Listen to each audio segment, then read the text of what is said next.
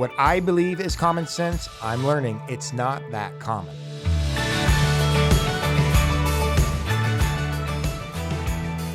This podcast has always been about inviting community conversations and allowing people to walk into this room and dialogue about the issues that are impacting our day. There's been nothing more significant in the recent time that has really galvanized the soul of this country like the assassination of Charlie Kirk. It has really ripped at people's hearts. It's been a gut-wrenching season for Americans and many conservatives like myself. I invited into the room today Ben Davis. Ben Davis, a political consultant. Ben Davis, a conservative. Ben Davis, an intellect. And Ben Davis did what Ben Davis does. He was unfiltered in the conversation. And what I want people to hear in this discussion is I want them to hear the thoughts and the frustrations and the energy behind conservatism and why so many conservatives today feel incredibly violated by what took place with Charlie Kirk. You're going to hear a lot, you're going to listen to a lot, and you're going to be moved in many ways. Some to anger, some will come into agreement, but here's what you cannot deny. This country, this nation needs more people like Charlie Kirk. Hope you enjoy this conversation with my friend, Ben Davis. Ben Davis, welcome back. Thank you. Appreciate you coming on. Obviously, this has been a heavy few weeks. Yeah. I wanted to bring you on, Ben, and talk through some things publicly, and we'll get into some details about some specific areas. But obviously, what's happening in the country today, we're on the backside of this assassination of a conservative that you and I both were keenly aware of, keenly fond of, in Charlie Kirk. You've been very vocal on social media. When I invite you into this seat, I know what I'm going to get from you. And the public should know what they're going to get from you. They're going to get the unadulterated truth from your heart, from your mind. They're going to get energy. You're passionate about this, and you're mad, and you're upset. So to be completely candid, we initially were going to have 3 people sitting here today. We had an individual who's going to come that was going to give a perspective on the left, and it wasn't able to work out, and that's fine. We wanted to sit down and have this conversation anyways because this has really, it's really struck at the soul of this country in many ways, in my view. Tell me, you were in D.C. I think you might have even been at the White House when this took place, when Charlie Kirk was murdered. How are you doing? Give me your thoughts on this. Yeah, this is a very, somber and sober occasion to be here. I would much rather be on your podcast for other circumstances than this. I was in D.C. last week. I had just been at the White House for 2 hours and got the news as I was walking into Club for Growth, which is probably the largest conservative super PAC in the country.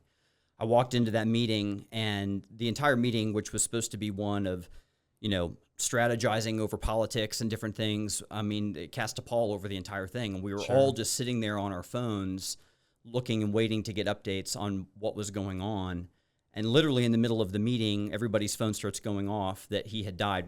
None of us knew or had any information about what had actually happened. I didn't know that they had struck an artery, which is that's the death sentence right there. Certainly. I'd heard conflicting reports over things. And then we got the thing that he had died and the news that he had died.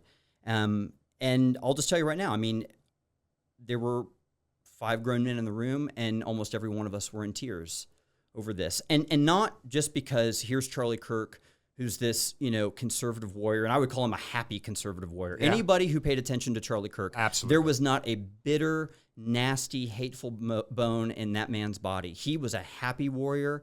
And he went right into what I would call the belly of the beast in college campuses, which unfortunately the right had largely conceded over to the left. Agreed. Went right there and took it straight to the students. Anybody was welcome to be there. And he engaged and debated students and professors in the general public in a winsome, gregarious, affable, charming way, but with truth and with logic and with facts and with evidence. And a large part of it was with decency and civility. Decency and civility, and engage these people largely by asking questions and helping, almost like a modern Socrates, asking them penetrating questions to get to the root of their worldview or the root of their positions on things. All of that aside, I think the biggest thing for us sitting in that room, obviously we've lost an iconic figure, a happy culture warrior, political warrior, but more than that, we lost a really good man who was a husband and a father to 2 little kids. And as a husband and a father, and there were everybody in that room was a husband and a father, it struck a nerve. Because this was a really good man. who just went around exercising and honestly was an evangelist for the First Amendment, which the left used to believe in and increasingly does not, and whose life was taken far too soon for horrible, horrible reasons and circumstances that he did not deserve at all. Yeah. And so that entire meeting, the rest of the day, the rest of the week, was just consumed by this, by the news of it, by the manhunt to catch this guy who murdered Charlie in cold blood. Yeah. Let's not mince words about it. Murdered this man in cold blood, and has since, I guess, not shed a tear about it, and is actually proud of the work that he did. And his own story itself being very tragic, seeing now the news reports that have come out about his own family and all these things, and we can get into those types of stuff. But what was an otherwise very productive week for me and for others in D.C. was completely changed in the moment of learning about Charlie's death, and then seeing the response, I think on both sides, but seeing the outpouring of people who maybe didn't even know that much about Charlie Kirk, but what they did know was that a really good guy had been murdered in cold blood, and just the outpouring of support, passion. We can talk about more of those types of things. And then, of course, seeing the response of people. And this is one of the things I posted about, and this is one of the things I think that's most disturbing. And I want it to be a wake-up call for everybody who watches and listens to this podcast, that we were not talking about, Antifa radicals or a bunch of left-wing activists who were coming out saying, well, Charlie deserved what he got or whatever. We're talking about teachers. We're talking about hospital workers, nurses. We're talking about people who you see at the gym, your coworkers, people you mingle with in the bank, people who maybe parents of kids who play on your kids' sports teams. We're talking about otherwise normal people who were taking to Facebook and other social media platforms, and they were celebrating, supporting, and cheering on the fact that Charlie Kirk had been murdered in cold blood. Yeah. That is absolutely unconscionable. It's evil. It's evil, and that's exactly what it should be called out as. It is evil. And here's the other thing that we need to be very, very precise and certain about. These are people who find allegiance and alliances with the left and the Democrat Party in this country. Does that mean that everybody in the Democrat Party said those things? No, it does not. Right. It does not. But it is very, very clear that there is one party in this country that at least implicitly, if not explicitly, supports, allows, foments these types of radical ideologies within its party, and would court these people's votes on an election against you just as much as they would an election against Donald Trump. And these are the otherwise normal people who have very evil things hidden in their heart that came out immediately upon learning of the death of Charlie Kirk. And regardless of the politics, a good man, a good father, a good husband was murdered in cold blood. And what we got was either platitudes from the left and this both sidesism, which is complete and utter bullshit, absolute bullshit, or we got absolute celebration of a man who'd been gunned down. And who's going to be held accountable for any of this? Yeah. Who's going to be held accountable for any of these things? If you know of someone who went out and celebrated this, they absolutely should be reported to their superior, and these people should be fired immediately. Immediately. These are not people whose judgment should be trusted, especially around children, around anything to do with seniors, healthcare. These are people who have absolute evil intent in their heart, and they should not have any kind of a platform, and they should be fired immediately. You know what is so wild about this, Ben, and I appreciate the energy you're bringing to this and the conviction. You and I have talked a few times. I could tell that you were, like many of us, very hurt, very heartbroken. It was like a gut punch in many ways. Yep. And the reason it was such a gut punch is interesting, in my view, to actually analyze, why does this hurt so bad? I had never met Charlie Kirk. Now, I have probably watched 1,000+ videos. Mm-hmm. I've known of Charlie Kirk for the better part of a decade. I've watched Charlie Kirk impact young people that worked in my campaign, young people that I've met on college campuses, young people when I was involved in youth ministry, young people like my 13-year-old daughter.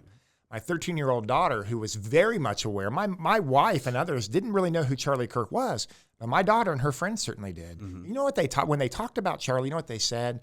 That he was civil, that he went and he engaged people that disagreed with him, and he did it in a kind way. You know what else they noted? That he talked about Jesus publicly, that he talked about, when I asked my daughter after this happened and we were processing this as a family, I said, what did you admire most about Charlie Kirk?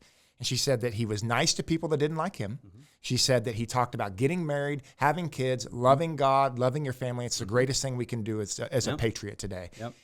So that's the individual that was murdered in cold blood. But the other thing is that's the individual that celebrated the First Amendment and defending freedom of speech, as you called, a happy warrior, more so than most people in this country do today. And he was killed because of it. And that's why it hurts so bad, I think. That's why it's such a violation of what took place. I had never met him before, but I felt like I knew him, and I felt like I understood his heart and his mind. And I appreciated the sincerity in which he cared about people. Absolutely. He cared about the truth. He cared about free speech. And whether you agreed or you disagreed with his opinion, he was going to listen and hear people out and share. And that's why it felt like such a violation for so many people. Yeah, absolutely. And I think I would challenge anyone who's maybe still confused about who Charlie Kirk was and what he did to just go on YouTube and watch the countless videos and give it an clips. Honest investigation. Yes, don't absolutely. listen to the one clip that is clip short. Give it an honest investigation. Nothing short of 5 minutes. At least 5 minutes or more of listening to him debate and how he would engage with college students and professors and all of these things.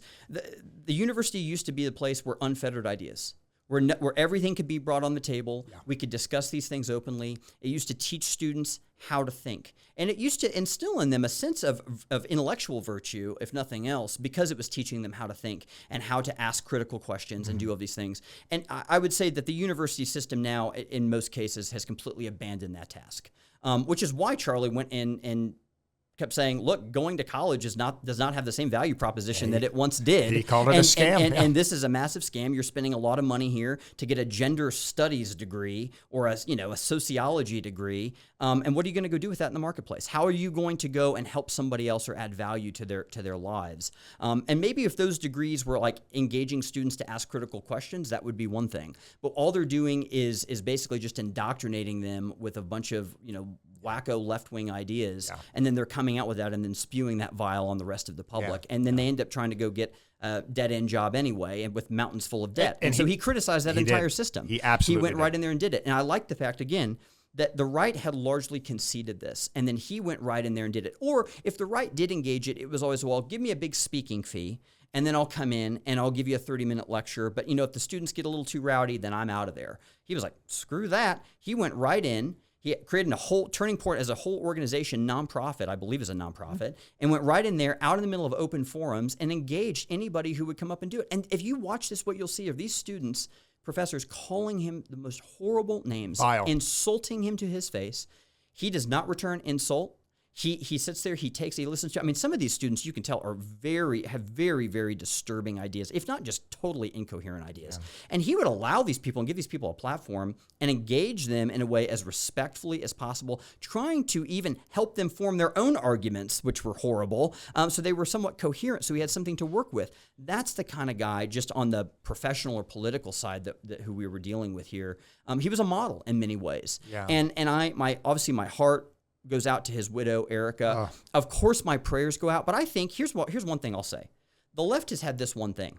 They've said, no more thoughts and prayers. We need action. Okay, you know what? I agree with that. Thoughts and prayers are not enough. I'm a praying person. We need more prayer in this country for sure. But it's not just prayer alone.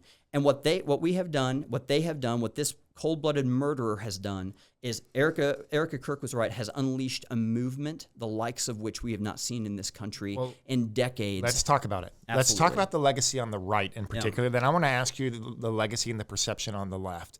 And I'm trying not to, Ben, please hear what I'm trying to do. I'm trying not to make this a left versus right issue. I'm really not. I hear what you're saying, and I do believe that the propensity of this worldview is more prevalent on the left. I'm going to stop it right here. Okay, so here's what I'm going to say. I won't name names right now. I'll give you the courtesy of that. There is someone who ran at the same time you were running for county commission against Pete Meitzner. So just go look up for 2023 against Pete Meitzner. And this person, who I don't think lives in Wichita anymore, but she lives in the area. This person took to Facebook and basically said, Charlie Kirk got exactly what he deserved. So that's absolutely insane. It is. Thank God that woman did not hold public office. Thank God she did not. And at the time when she ran, I actually thought that she seemed like kind of a kind person. And I even sent her an email or something like that after the election saying, you know what? You put up a good fight, and I would have never voted for you, but, thanks for throwing your hat in the arena, something like that. I remember. And then to see what this person who is going out trying to champion and help people with mental illness, for her to go and say all those things, and she genuinely believes it. And I've seen her online defending her comments and challenging people, defriend me if you don't like what I'm saying. This person should not be working with other people, should certainly not be working with people with mental illness for sure.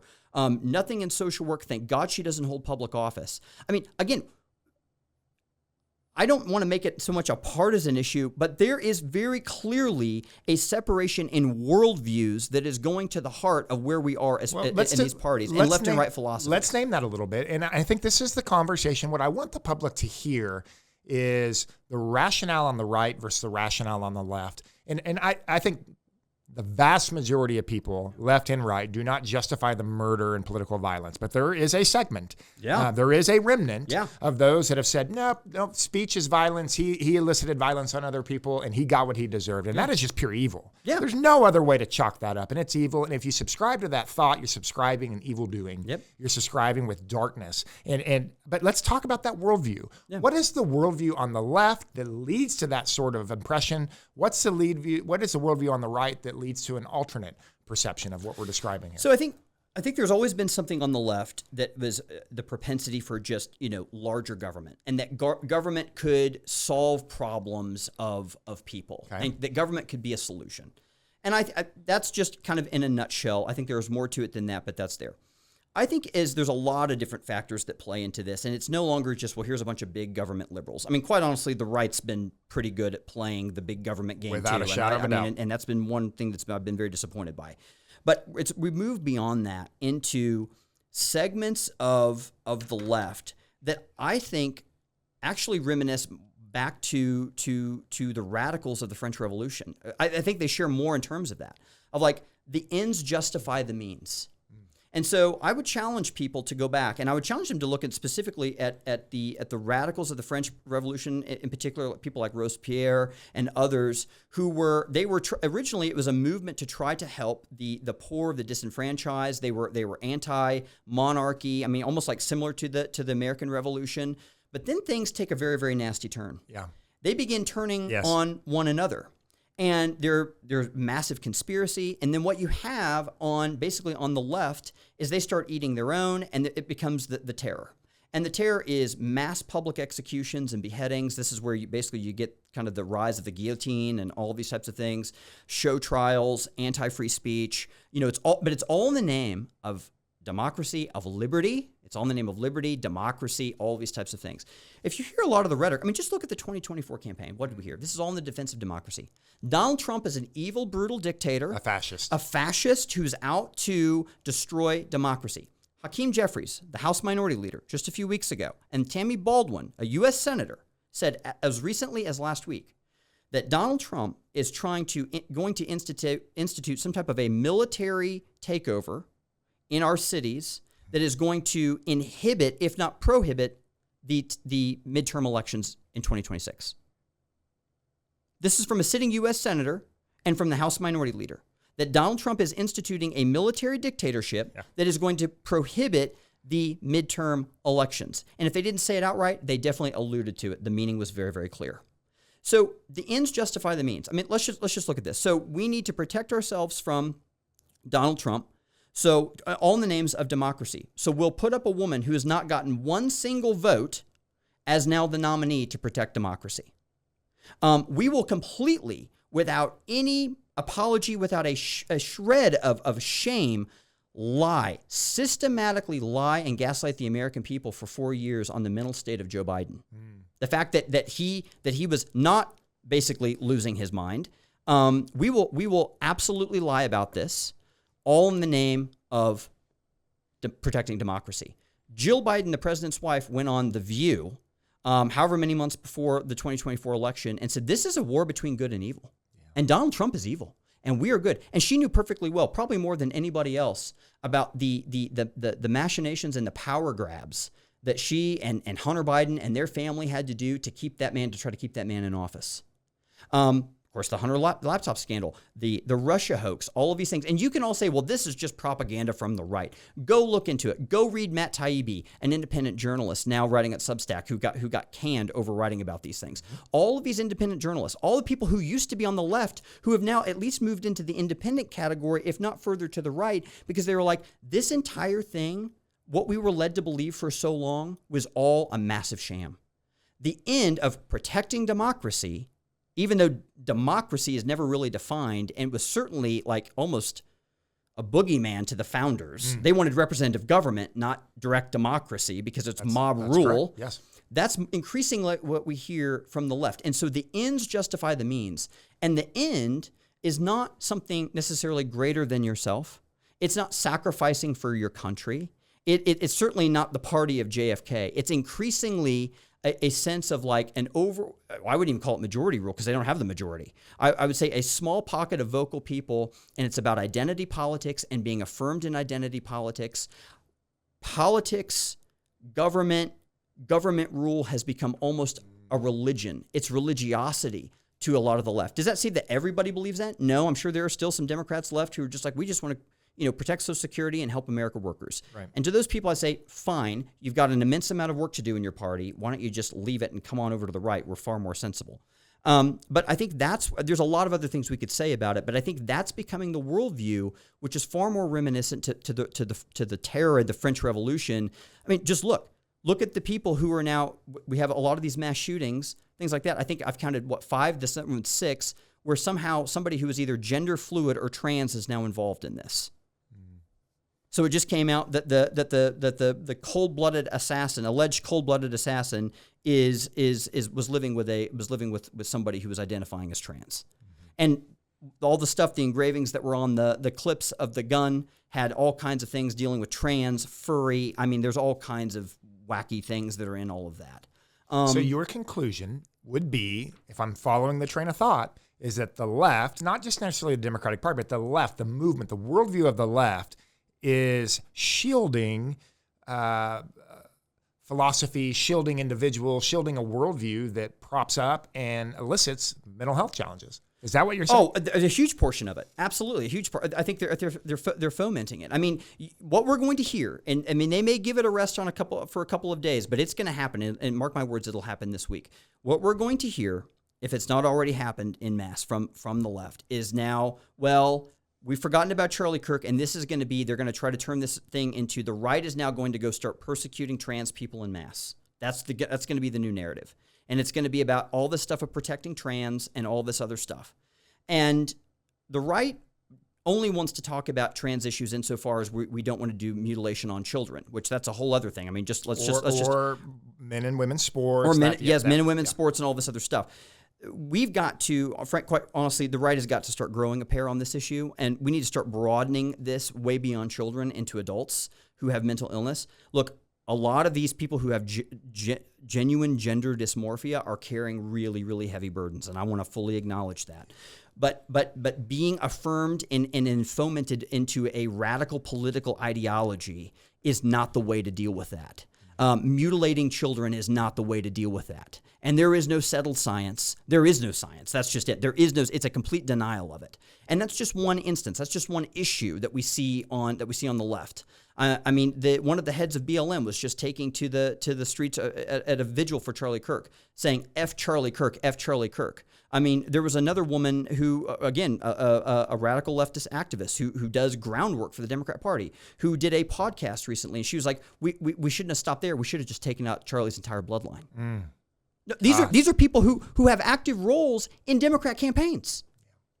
So it's like these are just a couple of instances of an entire ideology that is completely moving off the rails, that it sees power. I'm not even talking about government. I'm talking about just pure political power as the goal for all of this. I would ask, what election has not taken place or is not taking place since Donald Trump has been elected?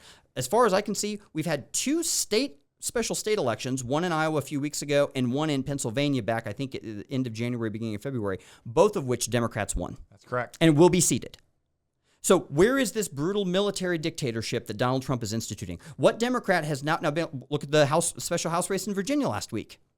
Democrat won by 70 points. Yeah. That person's going to be seated in Congress.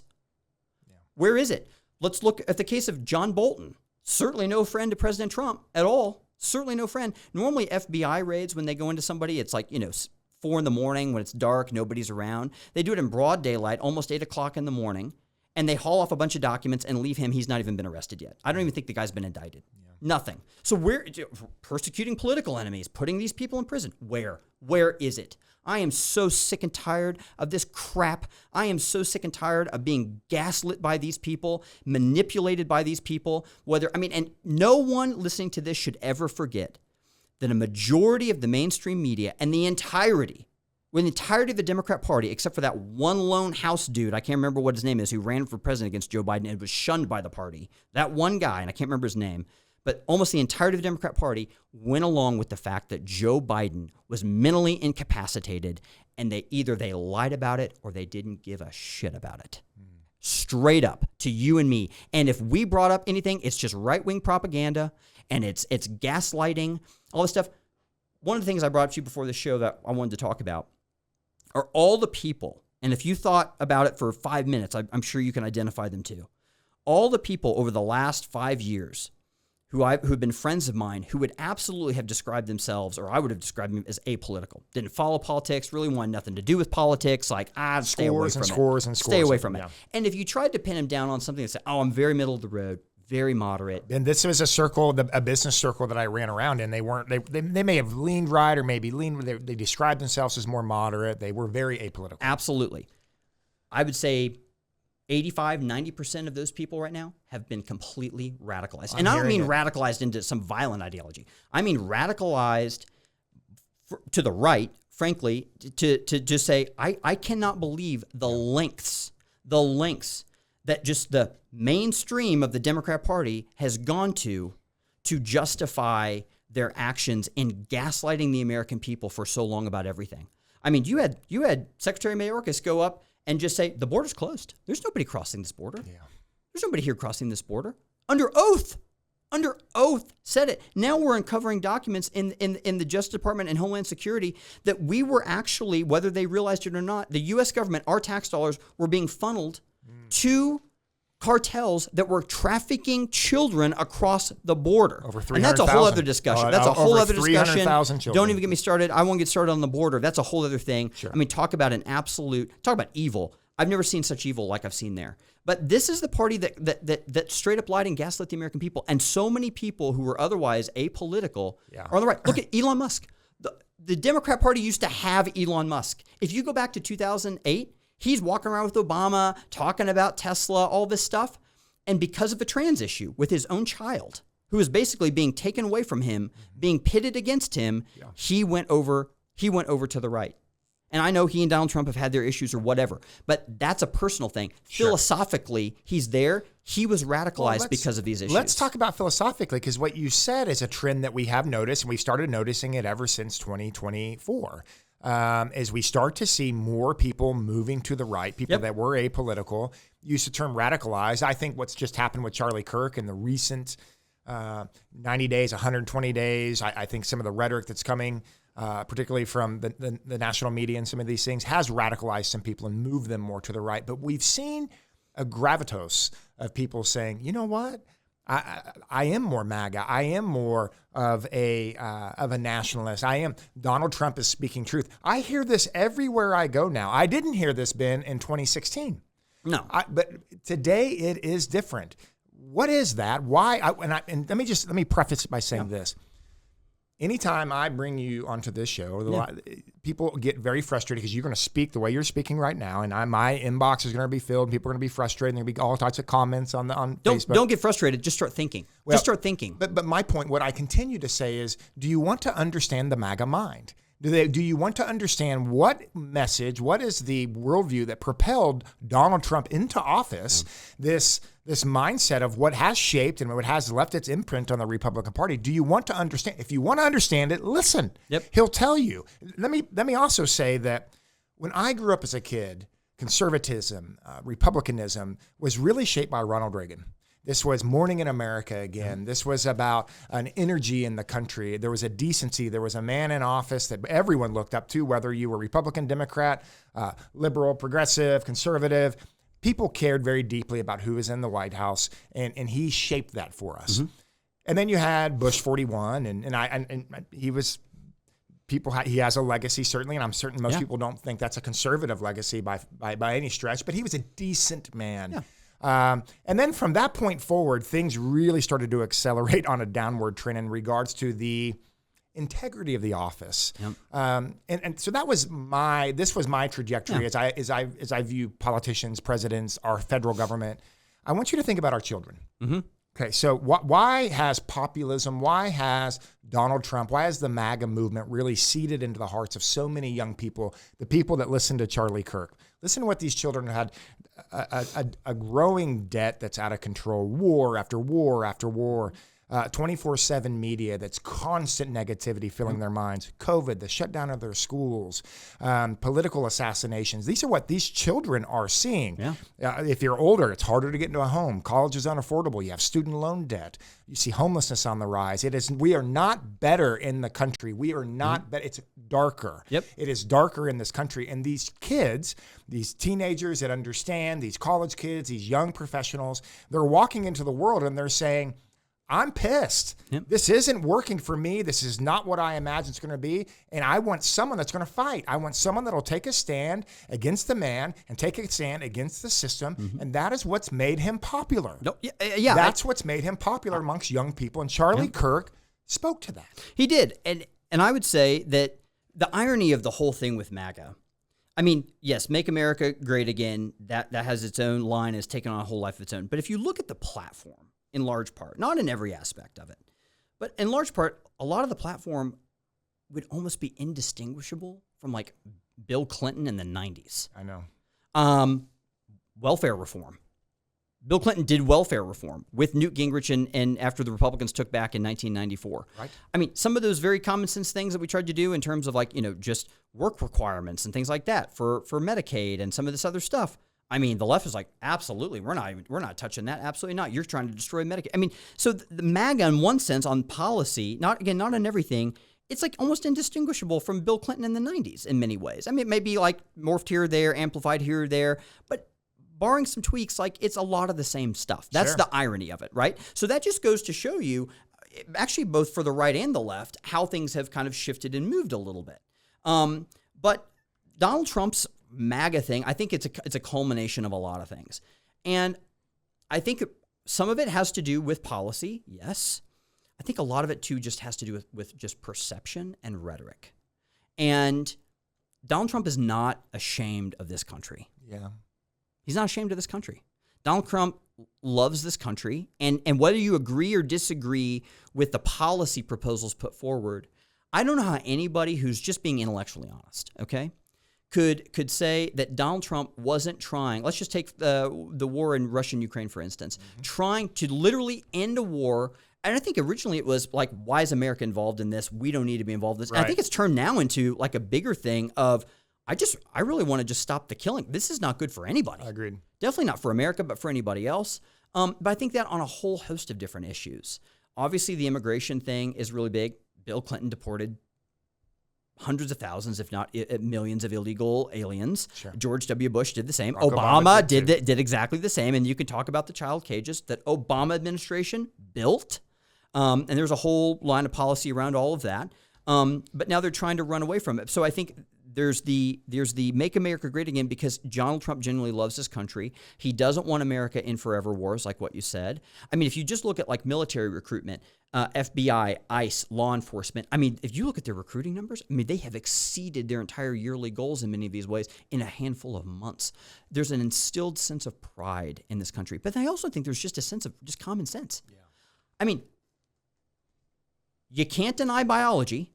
You can't deny basic, DNA, and yet we have a party that has gone down the road of saying, yeah, if you feel like it, boys can become girls and girls can become boys. We have a party. Look at the Democrat Party in Colorado and the Democrat governor who is passing a bill that if you misgender your child, the state can come and take them.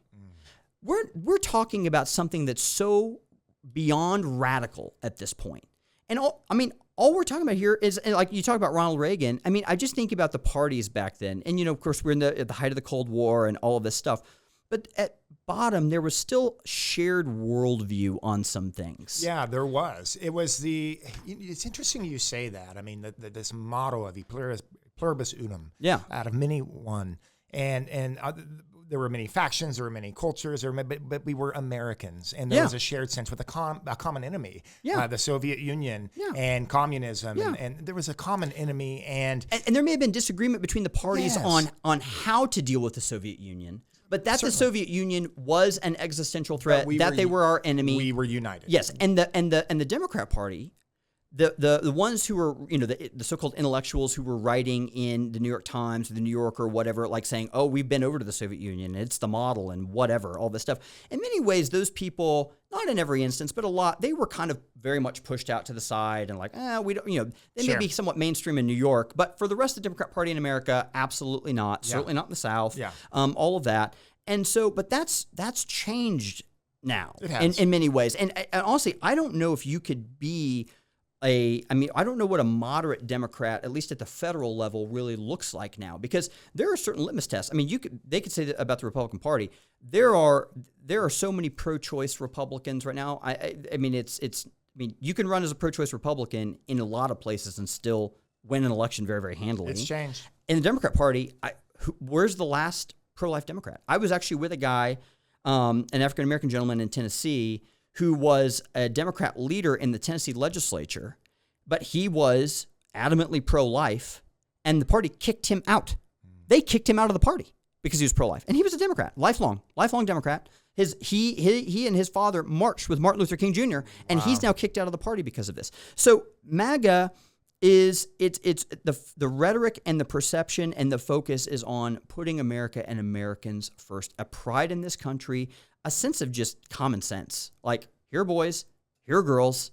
There are certain, differences between them that need to be respected. And we're not trying to deny anybody equal rights or whatever. But I mean, if we're going down and just saying that boys can become girls and vice versa, there's something majorly wrong with all of this. There's no science to back that up. And I mean, Europe is already down the road in this saying, we're not doing this nonsense was a conversation anymore. That Charlie Kirk and that's one issue. But this was a conversation he was able to master in a civil way. Absolutely. And he did it with logic. Yep. And you and I have talked about this multiple times, I always enjoy your perspective of the Republican Party, how it has changed under Donald Trump, the role of populism, that he is I think he does lean right without a shadow of a doubt. Of course, I think he does. But he's very much pragmatist. Very pragmatist. Very populist, and populist movements and populist leaders rise on the back of frustration and a frustrated populace, and that's what we have seen here. But you and I have talked, and you've talked me through this many times. Those of us that read Buckley, that read Kirk, that read Frank Myers, and the traditional conservative movement, it's taken a bit for conservatives to say, okay, what's happening here? Where do we fit? Are traditional conservatives being pushed out of this new party? And when I ask you that question, what is your answer? I'd say no, they absolutely have a home in this party. I mean, I would consider myself in many ways a traditional conservative, but I would also consider myself very much a MAGA Republican. Yeah. Ronald Reagan talked about making America great as well. Now, I think that some of the things, such as the tariffs, that seems to be a little bit more of a hobby horse for Donald Trump. I think this is an idea that he has had for a very, very, very long time, that he has been set on wanting to do. If you go back to interviews that he was doing back in the 1980s, he was talking about tariffs and these types of things. So it's interesting on that. And I used to say, oh my gosh, these tariffs, like what a joke. I mean, this is not, and I'm not saying I'm all in for tariffs, but I think what I've understood more and more is that Donald Trump sees them as a means to an end, as a bargaining to try to reset on trade negotiations. Because for a long time, we were being completely cut out of a lot of these other markets, but yet we were allowing them to come in, and which it did open markets up. It created a lot of wealth. I don't think anybody's going to deny that. But then it was also becoming a problem for us in other places, and he's wanting to try to reset all of that. Now, it remains to see whether or not we'll be successful in that. Obviously, it's bringing in a lot of revenue, and my hope is that we can use a lot of that revenue to pay down the national debt. But in terms of a long-term play, I don't really know. Agreed. But other than the tariff issue, I think for the large part, a lot of conservatives will be on board. I think what we should acknowledge in this isn't so much that we've gone away from traditional conservatism, but maybe what we thought was traditional conservatism was itself a deviation, and we're coming back. And on that would be specifically around immigration. Yeah. Dwight Eisenhower, president from Kansas, he had a massive national deportation effort. Over 3 million illegal aliens deported from this country. And again, this has been an absolute debacle. I mean, we should do a whole podcast on this. I'm very, very, very passionate about this issue. I would say pro-life, taxes, and illegal immigration are my absolutely my top three. And I could not be happier with what Donald Trump has done in terms of securing the border and deporting illegal aliens. And anybody who wants to challenge this should acknowledge that over 300,000 children trafficked into this country. I know. Hundreds of thousands of which we still have no idea where they are. And now that the effort is really ramping up, that the big, beautiful bill was passed, we have more money going into ICE, we're able to hire more agents, they're doing it. I mean, I actually ran into Tom Homan at the White House last week, and we didn't talk about this, but I had an opportunity to meet him. Wonderful guy. But I've read a lot of stuff and seen a lot of the interviews talking now about the child effort, and it's saying that at least 1 out of 3 of the kids that they're finding, they've already died. Oh, dear God. They've already died. I would just challenge, I'm going to say this, and this is going to be very graphic, but I'm going to say this because people need to know, because I can already just hear, and I can picture the people who are going to be making the comments here. Anybody who wants to see Joe Biden's immigration plan, which was the loving thing to do to allow the world's poverty-stricken to come into America, all through cartels. They become slaves to the cartels, by the way. They owe the cartels this money. Should go down to the border, and they should see the rape trees. Rape trees. Ranchers on their land with trees that were covered in blood-stained underwear. Blood-stained underwear. And these were young children, girls and boys, who the cartel members would sodomize, and their underwear would be soaked in blood, and they would hang these up on these trees to mark them. And anybody who thinks I'm lying about this needs to go look it up, the rape trees. Ranchers showing, I had candidates going down looking at this, and I mean, it was like going into a concentration camp kind of evil. Oh, dear God. Thousands of them. There is a ministry down on the border that is run by the Southern Baptist Convention, and I think they're near Eagle Pass. And they receive a lot of these children who are basically just abandoned out there, and they try to, the government is working with them. The Trump administration's working to get these kids in a good, safe place, get them medical care, all of this kind of stuff. And the guy who was leading the organization down there, who himself is very apolitical. I mean, he was not he wanted Democrats to come down. He wanted everybody to come down and see and be a part. He's a very kind-hearted. He's a very, very good man, and he said that on their own study over about 5 years, they thought that for every 5 girls who crossed the border, there were probably at least 2 who had died on the way there. And this is from the cartels. And this was the loving thing to do to allow these people to come in here to do it. The cartels. You know who won in all that? Not America. Not America. Not the illegal aliens. The cartels. The cartels. Here's the other thing that he said. There were certain places that we couldn't go down at the border because the cartels had snipers along there. And he said what they had all discovered is that the cartels were basically renting satellite space from the Chinese to monitor the entire southern border. So they were trying to mark out our border patrol, and this was just even last year when Biden was still in office, trying to mark out our border patrol agents because they had just as good a monitoring on the southern border as we did using Chinese satellites.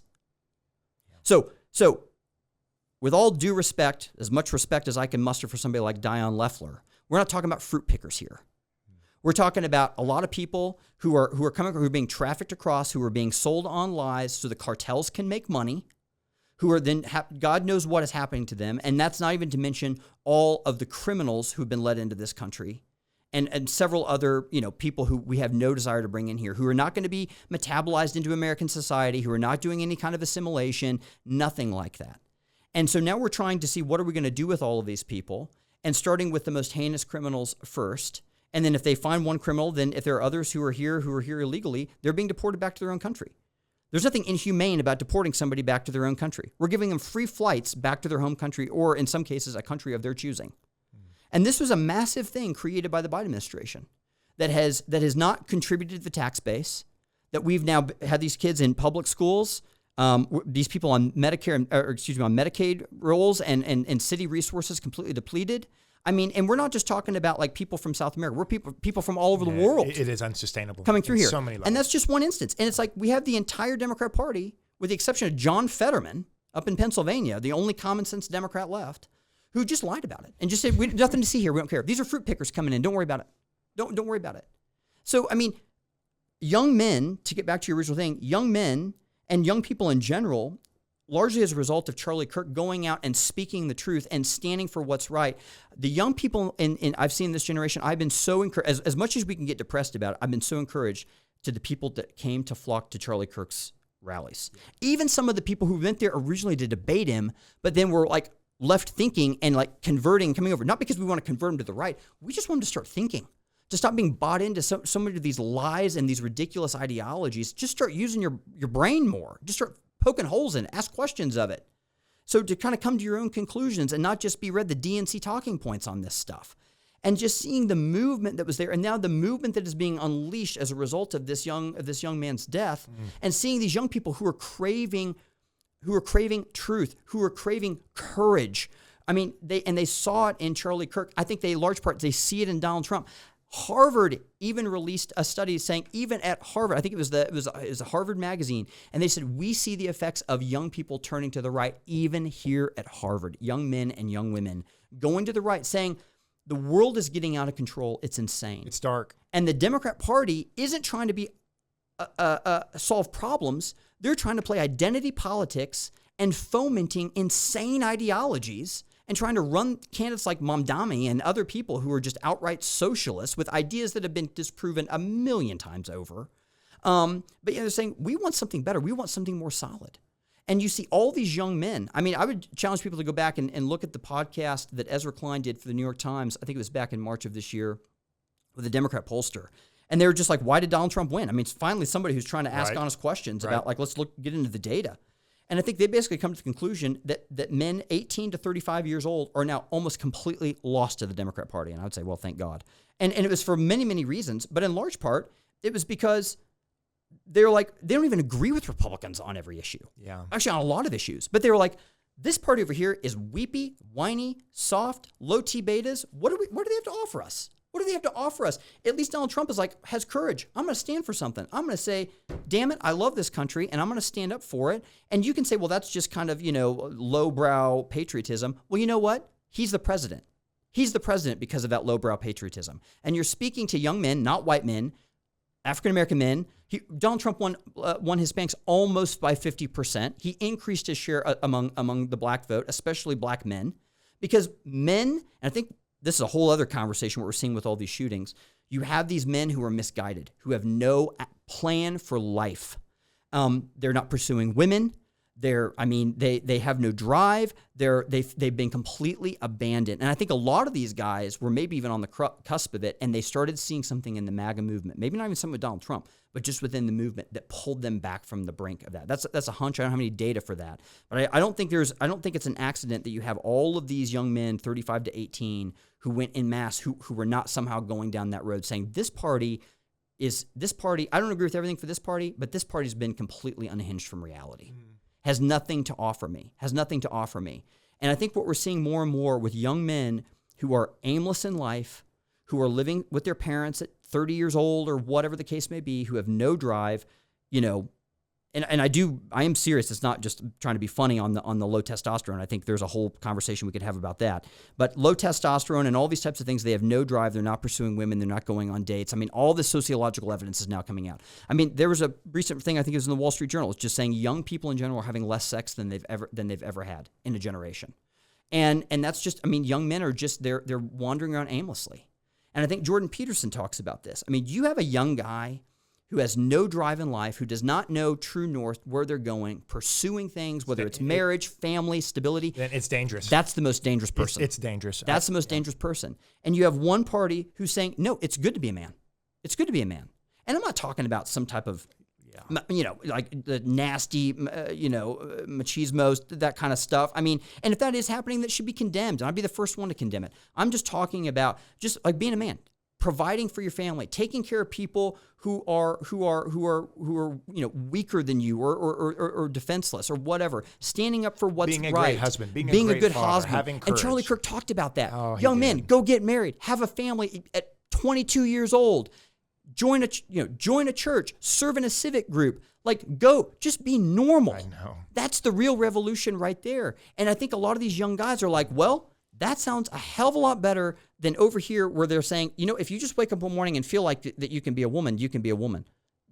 That's why men are gone, 18 to 35 are gone from that party, because they will promote that crap. They absolutely openly promote that nonsense. Let's chat. I have to take it here, Ben, because my heart.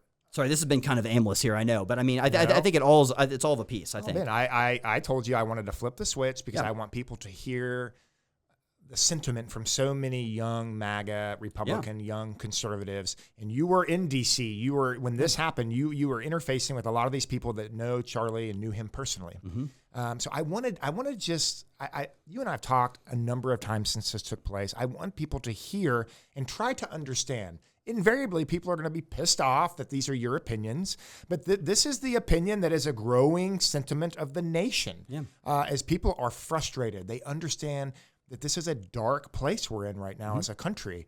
There are more suicides. There are more anxiousness. There is more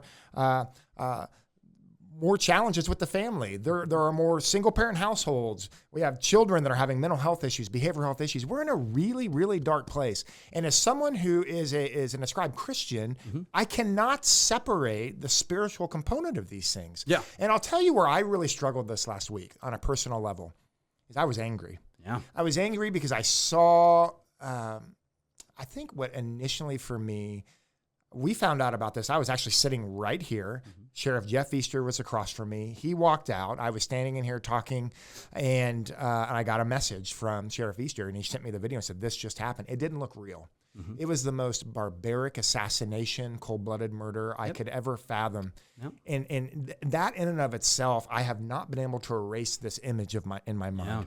And then I draw the connection to his wife, his children, the people that loved him and cared for him, the way he dealt with people, his civility. I was pissed, man. Yep. I was mad. I was mad because I've seen his impact with younger people, the way he represented Christians that are conservatives. And he's irreplaceable. He's irreplaceable. So I was mad, but I was also laboring spiritually, thinking, gosh, what's going on with this darkness? How do I lead politically, but also lead spiritually? Like, this tension is real. Yeah. The scriptures that I ascribe to tell us that our battle is not against flesh and blood. No. It's against the spiritual realm. And I sense darkness spiritually. Yeah. My discernment bells are ringing about what's happening in our nation today. How do Christians interpret these things? How do we lead in these moments? How do we do this, especially Christians that are involved politically and care politically, like yourself, like me in elected office? Like, how do we lead in this dark, dark season? Speak the truth with boldness and don't stop praying. I mean, we need more truth tellers. We need more truth tellers. We need more prayer warriors. We need more young men, young women standing up with courage, being unafraid to go and not fight. I mean, the irony of the whole protect democracy thing is I think that at the core of it, the right still believes that we fight battles at ballot boxes or in a free exchange of ideas, not with a bullet. And we must never succumb to that. We must not succumb to that. And I've been criticized because I wrote something like, basically, the war is here. Like, well, we just don't need that kind of heightened rhetoric. No, but we are at war. And war can take lots of different forms. I'm not saying we're picking up loaded weapons and shooting at each other war. I'm talking about we're in a war of worldviews, a war of ideas, a spiritual warfare in many, many ways. Yeah. And we need more people to speak the truth. And I'll just say this, it's always like, speak the truth in love. Speaking the truth is always love. That's always the loving thing to do. Yes, agreed. Always the loving thing to do is to say the truth, to speak the truth, as best as you understand the truth and can see it. Agreed. Speak the truth with courage and boldness. Don't stop praying. Don't stop engaging people with ideas. I would bring every hater who's going to on your thing, bring them around this table and let's go. Let's go. Let's talk about ideas. Let's talk about worldview. I'm going to call out your bullshit and you can call out mine. And let's go at it. But if you're going to take to Facebook and you're going to make all these comments and you're going to say all this stuff about, how I'm in with toxic masculinity and, my son's all going to be, Mr. Empathy and whatever. I mean, I can just hear all the comments now and, you're going to catch so much crap for having me on here. And there's a part of me that loves that. Yeah. But I can just hear, but you know what? All you people, get your butt in here. Get in here. Let's engage. Get in here and let's start talking about things. Yeah. I don't care what you want to say on Facebook. We need get more, in public and start doing it. And that's the violation with what's taken place with Charlie, is because we need more communication, not less. More. We need more engagement, not less. We need to advance the expression, advance ideas, and let the logic carry the day. Let the merit of the idea and the evidence of the idea carry the day. And that's not happening now. It's not happening because they'll silence someone who is the chief amongst them in advocating for free expression. In the lion's den itself, man, it's such a violation to everything that we believe. He's irreplaceable in so many ways. Yeah. What's the long shot? Last question. What's the long shot? Where do we go from here? Are these things, can we reconcile these things between two factions, two worldviews? Where do we go from here? Does this nation heal, or was this a watershed moment that has changed America forever? Oh, I think it certainly changed. I think it certainly changed America for a while. I don't know about forever, but I mean, I think for a long time, absolutely. And in terms of where we go from here, I'm not exactly sure. Other than I am really encouraged, as difficult as it is, as the circumstances that have led to it. I mean, I think as of yesterday, and I haven't even checked today, Turning Point had received over 33,000 chapter requests. Yeah. People by the tens of thousands signing up to Turning Point. So this has now galvanized an entire movement. And so we need to keep it going. We need to keep it going. And again, it's not like what's our next little set of talking points. It's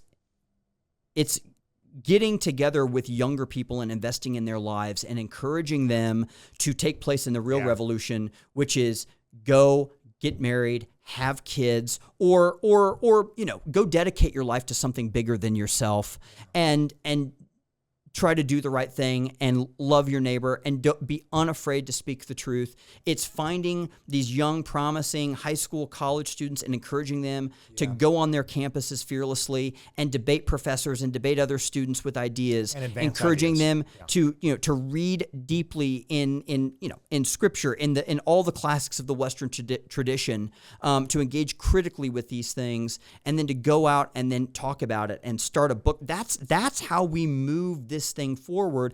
Quite honestly, I have no idea what happens to the left. I genuinely don't. That is a corrosive, rotting ideology and worldview that I think eventually, like we saw with the French Revolution, is they're going to begin to turn and eat themselves alive. That thing just needs to die. I saw the recent polling for, the polling for Republicans is never great politically, but I saw the most recent polling that just came out. A good friend of mine is a national pollster. She's one of the smartest people I know in politics. Yeah. And she sends me a kind of a polling memo about once a month. And every single month, the polling for the Democrat Party and for the Democrat leaders has gotten worse and worse and worse. And so, they don't have anything to offer anybody. There's nothing to advance their agenda. It's just a lot of identity politics and we hate Donald Trump. That's all it is.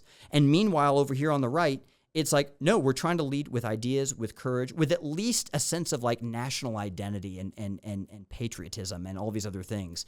And over here, it's just a lot of, warring it out and supporting ideas that most of the country does not believe in, is nothing is going to go anywhere. And so the party needs to be completely remade. And my hope is that, quite honestly, is what you see are some younger people who don't agree necessarily with Charlie Kirk or with MAGA, but they do want to come back and reclaim the Democrat Party as a common sense thing that is in its own way America first and for the American people. And we can war it out on policy. We could get back to talking about marginal tax rates and really boring stuff like that. My hope is that this galvanizes some of those young leaders to say, we need to take our party back. We're no longer about the regular American working people. We have gone off to fringe. We are in dark places. we are now known more as being the party that is completely anti-God.